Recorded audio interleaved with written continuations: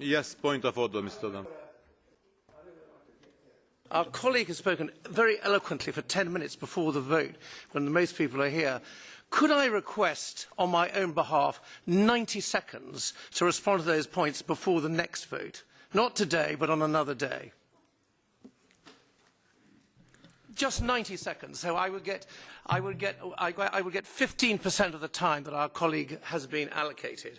Because I thought I'd come here to vote. I didn't realise we were going to have 10-minute speeches. Thank you. We start the votes. I'll do it now, if you like.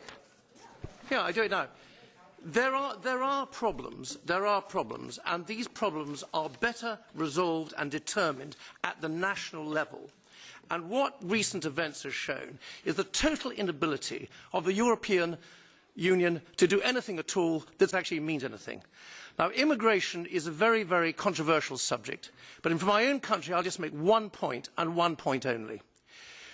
According to the statistics that came out about 3 days ago, in our country, which is less than half the size of that of the Federal Republic of Germany, we have accepted 8 million immigrants since 1997, when the Labour government conducted a frankly dangerous experiment.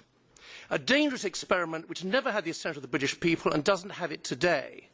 Now, the demands for asylum and the demands for taking in up to 4 million refugees from Syria and unlimited numbers for Africa, it will be possible for our country to look at this with a greater degree of equanimity if it weren't for the fact that we've already had 8 million people. We've already had 8 million people, more than, for example, the entire population of Sweden or Denmark. Now, as far as the consensus is concerned, there isn't a consensus. And the reason there isn't a consensus is because of the absolute failure of EU policies in almost every area which they've applied, starting particularly with the euro, which is the great economic doomsday machine, which is already causing untold suffering. And the fact of the matter is, what we've just heard is 10 minutes of complete denial of reality. And the fact is there isn't a consensus, and thank goodness, for once, there's not a consensus in the European Parliament either.